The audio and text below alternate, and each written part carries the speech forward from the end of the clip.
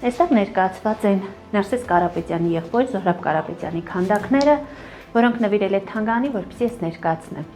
Եղբայրը բնակվում է Երևանում եւ այնտեղ էլ ինքը ստեղծագործում է։ Համեցեք։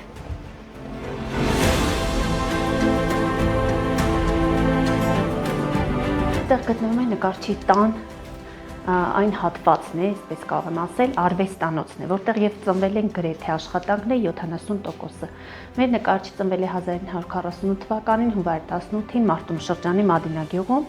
ասեմ, որ դեռ վաղ տարիքից սիրել է նկարել, ոգեշնչված է եղել նկարելով, անգամ կարկատաները շալվարի, երբ որ մայրը արել է, ինքը սիրել է, որ դրանք գունավոր են եղել տարբեր գույների։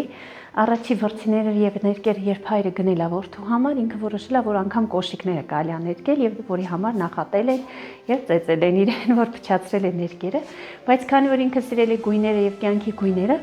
այսպես խնդրեմ արդեն տեսնում եք, թե ինչեր է ստեղծագործել։